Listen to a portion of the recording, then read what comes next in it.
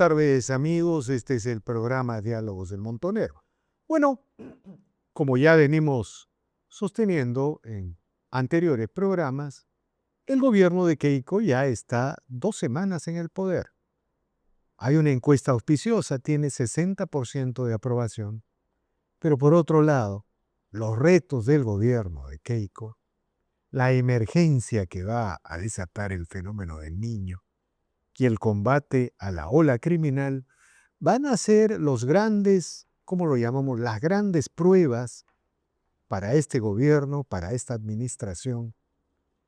Y de una u otra manera serán medidos en los próximos meses. Diciembre, por ejemplo, puede ser una fecha en que la gente, la ciudadanía, vaya formándose una opinión sobre la eficacia o la corrección de las políticas del gobierno. Lo cierto es que la presidenta Fujimori ha tenido la virtud de presentar a su gobierno como un gobierno presente. La presidenta está en todos los problemas, en todas las situaciones, al lado de sus ministros, y eso la gente lo está reconociendo. Por eso ese 60% de aprobación. Pero eso no es todo en el mediano y largo plazo. La atención de la emergencia definirá el desenlace de esta estrategia del corto plazo. Me gustaría señalar, antes de presentar a nuestro invitado, que algunos analistas, algunos observadores han comparado el gobierno de Keiko Fujimori con la segunda administración de Alan García. No solamente por esa capacidad de convocar independientes en los gabinetes, sino por los objetivos y las metas que se ha propuesto la nueva administración, el gobierno de Fujimori. Y bueno, para reflexionar sobre estos temas, el día de hoy hemos convocado a Javier Velázquez Quesquén, como ustedes saben, político aprista de larga trayectoria y expresidente del Consejo de Ministros de la segunda administración de García, de Alan García, y él ha tenido la gentileza de aceptar este diálogo. Buenas tardes, señor Quesquén. Javier, gracias por el diálogo. ¿Cómo está? Muchas gracias. Tu impresión, ¿cómo ves al gobierno de Keiko Fujimori? Mira, hoy tiene 20 días. La opinión que te voy a dar es de señales, no de resultados, del arranque de un motor, pero no sabemos si el motor de vehículo nos va a llevar a la tierra prometida que ha planteado la presidenta. Lo que sí puedo decir es que se ve un gobierno de la presidenta políticamente ordenado, estratégicamente coherente. Desde el inicio el gobierno ha dado señales de construir poder, no ha llegado a preguntar cuál es el desafío, sino ella ya lo sabe, ¿no? El orden, la disciplina, las urgencias como el fenómeno del niño, el expandir la economía, el promover inversiones, el simplificarle la vida a los peruanos. O sea, tienen agenda. Y el otro aspecto también importante es que Galarreta significa el área política de la expresión política del gobierno y el ministro Cuba el tema económico. De tal manera que las primeras señales que ha dado es de tranquilidad. Es cierto que hay demandas embalsadas, pero a 20 días le ha dado tranquilidad a aquellos que obviamente están en esa demanda embalsada esperando que el gobierno les diga algo. Y ella ha tenido la habilidad de llevar la personificación de su gobierno a todos los rincones del país. Está en el interior del país. Algo que no se veía hace mucho tiempo. Sí, Y prácticamente en la última década no se veía. Sí. Entonces, los peruanos tienen claro que el tema político lo controla bien Galarreta y que el tema económico, un buen ministro como es el Mercuba, ¿no? Que es un hombre que tiene capacidad. Es un técnico que viene de la inversión privada, pero del aspecto privado, pero es claro que ha venido apoyando a Keiko, la ha venido apoyando en su equipo de gobierno económico hace varios años y tiene bien estudiado los problemas del país. Ahora, la presidenta, el gabinete, parecen focalizados y se han sumergido con todo en la atención de la emergencia, ¿no? Y de pronto uno siente que todo está focalizado, todas las energías están desplegadas para atender la emergencia. También creo que se está trabajando algo en seguridad ciudadana muy intensamente con el apoyo de Estados Unidos, pero es una estrategia clarísima. No hay tiempo para discutir cosas de mediano y largo plazo. ¿Qué opinas de esta? En realidad no hay mucho que opinar porque los ríos se desembalsan, van a haber miles de damnificados, miles epidemias.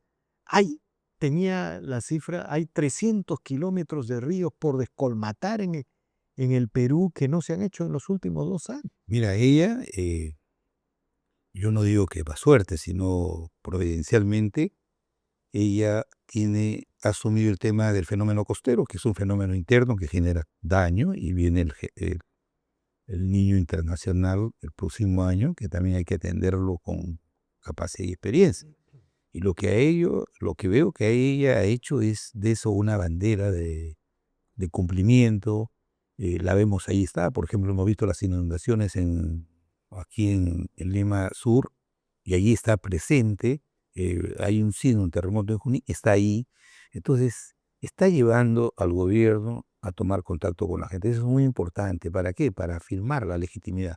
Este 60% es ni siquiera una calificación a la señal, al arranque, sino es esa expectativa natural que hay en el país, que entra un nuevo gobierno y que ha nombrado un gabinete con mucha experiencia, y con muchos de ellos son políticos también, que están haciendo el papel también de voceros.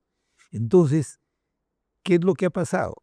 Que después de 15 años se ve verdaderamente la fisonomía de un presidente de la República en la calle, atendiendo los problemas. En 10 años tú has tenido 9 personas que han fungido de presidentes, pero no lo han sido. Entonces tienes una persona que está atenta a las urgencias sociales, y, y aparentemente el tema de la inseguridad ciudadana parecería que ha pasado a un segundo lugar, porque ella está generando la atención del país porque está desplazándose. Y la vamos a ver, no creo solamente atendiendo el fenómeno costero, el fenómeno del niño, sino los problemas que se presenten en los próximos 5 años. Es joven, tiene mucha experiencia política, ha estado 20 años pugnando para llegar a esta responsabilidad, y sabe por dónde debe ir, y me parece que el pragmatismo y la disciplina son las dos características que debe poner el gobierno. Por ejemplo, en el tema de la relación exterior, el restablecimiento de las relaciones con México es una decisión pragmática. Poner en la balanza qué pesa una ex primera ministra del gobierno de Castillo a las relaciones que tenemos históricas con México. Nada más que eso, pragmatismo. O sea, se sigue desideologizando la Cancillería, y me parece muy bien. ¿Y, y qué piensas de quienes afirman que el gobierno está renunciando a las reformas de mediano y largo plazo? Es un poco racional, ¿no? A ver, vamos a llamarlo así. Es un poco racional porque en realidad no hay tiempo para pensar nada en el gobierno. O sea, casi no duermen, están reaccionando ante el desastre. Han encontrado un Estado destruido, desorganizado. El Estado solo es planilla, no hay funcionarios. Y de pronto el gobierno pareciera no tener cuadros, pero no es que no hay cuadros, solo hay planilla, no hay funcionarios, han sido liquidados, barridos. Así es, exactamente. Pero ¿sabes qué? El sentido de oportunidad de atender el fenómeno del niño es muy, muy, te lo digo, he sido parlamentario 5 veces de Lambayeque, y yo he tenido que participar en el último fenómeno del niño como parlamentario, y tú ves ahí la crudeza de esa realidad, en la que de verdad te conmueve que no la puedas atender teniendo la función que tienes. Me parece a mí que aquellos que en 20 días están pidiendo mediano y largo plazo, que están totalmente descolocados, y serán aquellos que quieren hacer, por ejemplo, de esa oposición obstructiva en el Congreso un mecanismo para petardear el sistema y querer desinstitucionalizar el sistema democrático para poder aprovecharse de eso. Pero la mayoría de los peruanos, creo que tenemos claro que en 20 días ha habido orden, hay un orden político que lo lidera la presidenta. Estratégicamente, porque te digo, hay una estrategia bien coherente, porque han entrado al gobierno y ella ha dicho, nuestras prioridades son estas, tales, el fenómeno del niño, impulsar las inversiones, simplificarle la vida a los peruanos a través de los procedimientos administrativos, promover más inversión, atender a la pequeña y mediana. Y este tema de la selva, ¿no? O sea, también ha habido críticas en el sentido de que se ha cedido muy. Esta es una crítica desde el lado de la derecha, ¿no? De algunas visiones económicas más rígidas, más ortodoxas, señalan de que no se debió ceder al subsidio del 20% de los combustibles. Claro, podían quemar en la selva, algunos querían quemar la selva. Que se queme la selva a 2 semanas de gestión sería un grave error político, ¿no? Pero el otro asunto que deja esta decisión es que pueden venir más reclamos de maestros, de militares, y de pronto la idea de reducir el gasto estatal, de corregir la trayectoria fiscal que anunció el ministro Cuba, entra en suspenso. Una opinión. Mira, y el tema económico, que no soy un especialista, pero he estado muy cerca de Lucho Carranza en el manejo del gobierno del segundo año. Yo creo que el tema de los combustibles hasta ahora, me voy a rendir con Lucho Carranza, le he pedido una reunión para que me explique por qué ahora de estos subsidios focalizados a transportistas, a mototaxistas, cuando el sistema de banda de precios, ¿no?, funcionó en el gobierno y no habían regiones en las que nos querían incendiar porque el combustible estaba disparado. Había ese. Es que creo que estos estudios empiezan después de Humala, si no me falla bien la memoria. O sea, puede ser que me esté equivocando. Eso no ha funcionado. No tengo la De información verdad exacta. que el subsidio después no solamente significa, a veces el subsidio bien focalizado es muy bueno.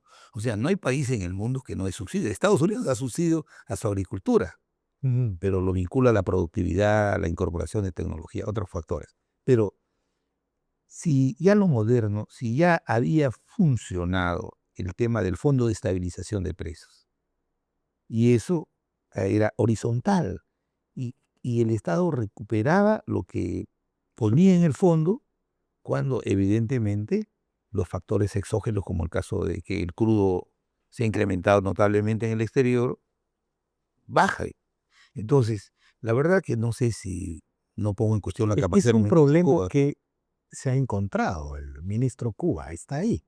Sí, Si no, realmente si es por tiempo es explicable, pero de verdad que yo no soy aprista, pero no soy muy amigo de que todo sea subsidio, ¿eh? Y en estos casos, como también en su momento discutimos los regímenes especiales tributarios en los que no se beneficia el pueblo, sino se benefician unos 4 o 5 vivos.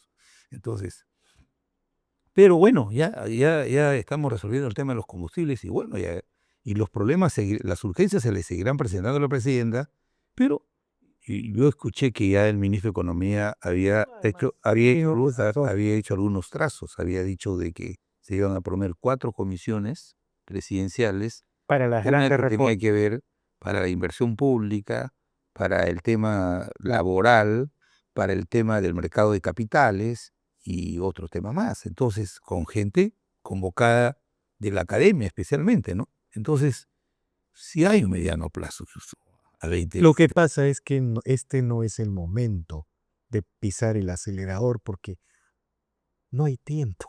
Sí, ahí ¿Cómo vas a hablar, por ejemplo, de cómo incorporar 250.000 hectáreas más que queremos todos que se incorpore a la frontera agrícola para la agroexportación, cuando la urgencia ahorita es que el ministro de Agricultura debe estar con la ministra? ¿Cómo salva la producción Por agraria? supuesto, por supuesto. Ya se ha caído la producción de arándano, ya ha caído, La pesca. la pesca se ha caído. Entonces, el niño costero no va a llegar, ya llegó y ya está generando daño. Entonces, Ahora, en este contexto, la oposición, las facultades, la solicitud de delegación de facultades, va a haber una pelea ahí. Por otro lado, algunos sectores están interpelando ministros. Por ahí hay estrategias de censurar ministros. ¿Cómo observas la oposición en general en este escenario? no, a mí me parece absolutamente irresponsable que a 15 días de instalado un gobierno quiera la izquierda, que tiene agenda propia, un sector de la izquierda, quieran interpelar a un ministro. Sino que yo creo que, además, la presidenta ya le dio su confianza y su respaldo. Claro, ¿qué peruano con sentido común va a apoyar que en 15 días que está un gobierno, que al ministro de Defensa lo quieras interpelar? Ahora, si el ministro tiene buenos asesores, la interpelación es un llamado que te hace el Congreso para que tú atiendas explicando algún problema que a ellos les interesa. Si yo fuera a ir, muy bien, muchas gracias, estoy atendiendo la emergencia, pero un sábado, un domingo, yo puedo ir todo el día a explicarles lo que ustedes quieran, a responder la interpelación. Puede ver que muchos de los que han firmado esa interpelación no van a querer estar sábado, domingo. Entonces, pero de plano yo creo que es muy prematuro interpelar a un ministro, salvo que hubiera un muerto, que hubiera por negligencia o por excesos, ¿no? Pero eso no sucede y me parece absolutamente desproporcionado, ¿no? ¿Qué pasa si, digamos, van a tratar de recortar al mínimo la delegación de facultades para legislar? Pero cada día, en cada presentación del gobierno, de los ministros, de la propia presidenta, queda claro que se necesitan esas facultades para reorganizar el Estado y relanzar la lucha contra la ola criminal en general, ¿no? Mira, para reorganizar el Estado es una política pública de mediano y largo plazo. Entonces, yo te diría como parlamentario, oye, ¿para qué quieres facultad de legal? Trae tu proyecto y lo priorizamos, lo discutimos. Pero las urgencias como la inseguridad ciudadana, la presidenta tiene una herramienta. Si este sector que yo creo que el presidente de la Cámara de Diputados no está alineado en ese sector Del movadero, exactamente, y ellos van a atender y discutir las facultades, pero si no fuera así, en su puesto negado, ella tiene una herramienta que son los decretos de urgencia, los decretos de urgencia, y los decretos de urgencia los revisa la Cámara de Senadores. Entonces, mucho creo que ahí... y si la Cámara de Senadores los ratifica, se convierten en ley. ¿Ah? Si la Cámara de Senadores, No, no, no. Los decretos de urgencia o sea, son normas con rango de ley, pero es una facultad del presidente de elaborarlo, dictarlo, entiendo. promulgarlo, lo pone en marcha y el Congreso lo revisa después. Claro. Hay un control posterior, pero el decreto se Pero pone en luego marcha. del control posterior, si hay una ratificación de ese decreto de urgencia, digamos, ese decreto se convierte en norma que regula. Es una norma, sino que la diferencia del decreto de urgencia con los decretos legislativos de las facultades y las leyes es que los decretos de urgencia, por su propia, por su propia naturaleza son temporales, A eso me refiero. son temporales. Entonces, por eso es que el constituyente pregueñó y dijo, oye, los decretos de urgencia, como en cualquier parte del mundo, el presidente tiene una herramienta, es jefe del Estado. Si el Congreso puede legislar, ¿cómo no puede legislar? Pero el constituyente ha dicho, tú legislas cuando hay una situación económica, financiera excepcional, y están las circunstancias dadas. La inseguridad, el fenómeno del niño, todas estas cosas justifican que puedan ir vía decreto de urgencia. Si es que el Congreso, creo yo, que el Congreso bicameral en su conjunto debería entender de que deberían atender las facultades delegadas, es obvio. Siempre dice que el que pide poco es un loco. Siempre en el Ejecutivo te piden 100 para que le des 50, pero ahí están las materias más importantes. Tú no le vas a pedir facultades delegadas para, por ejemplo, reducir ministerios, por ejemplo, ¿no? Claro. Ese no es un debate urgente. Entonces, mucho tiene que ver, y creo que Lucho Galarreta lo va a hacer bien, lo tiene bien pensado. El poco es de ser protagónico, pero ya él está pensando cómo va el 20 al Congreso, y ahí me imagino que previo al 20 ya está haciendo sus contactos para poder ir mirando qué facultades van a solicitar y cuáles no. Y finalmente me gustaría preguntarte, ¿cómo observas la oposición? En una última encuesta, en general, ¿no? La oposición, la naturaleza de la oposición. A mí me llama mucho la atención, por ejemplo, que Jorge Nieto y el Partido del Buen Gobierno aparezcan hoy aliados al Movadef. No se trató solamente de una elección, aparecen como una coalición. Ha habido una encuesta, ha existido una encuesta en la que Sánchez aparece con 50 puntos como el líder de la oposición y Nieto y López Chao con 7, menos de un dígito, ¿no? Claro. Entonces, ¿cómo observas este panorama, no? Mira, yo te quiero dar a Nieto, al señor Nieto, el beneficio de la duda. Él, obviamente que él está alineado porque ha habido de parte de Fuerza Popular, de repente estratégicamente no han querido controlar todo el Congreso para que no se vean que quieren concentrar el poder, porque de eso ellos deberían estar curados. Entonces dejaron que los 4 bancadas de oposición pudieran tomar la Cámara de Diputados y han tomado las principales comisiones de la Cámara de Diputados. Han tomado las principales. Pero yo lo he escuchado en varios lugares que me he encontrado con el señor Nieto, y él ha dicho, en temas puntuales, nosotros vamos a acompañar al gobierno si eso va en beneficio del país. Yo creo que es un señor sensato, sino que estratégicamente, si acá no participo, entonces sumado acá, mira, ha hecho una movida y ha ganado la presidencia de la Cámara de Diputados, ¿no? Entonces, no hay que ser, creo yo que el señor Nieto ha tenido que aliarse con eso, y también, por ejemplo, hasta Fuerza Popular en el quinquenio pasado, con Perú Libre, hacían mesas, esos acuerdos en el Congreso son tácticos, no son ideológicos, son cuoteos por el tema de las comisiones, para el desenlace. por el tema de las comisiones, por el tema de las oficinas. Se están peleando por las oficinas y el país está, Lima, aquí el sur de Lima se está inundando. Entonces, para que veas cómo estos jóvenes parlamentarios están totalmente desconectados de la realidad circundante. Por eso es que hay que actuar con mucha serenidad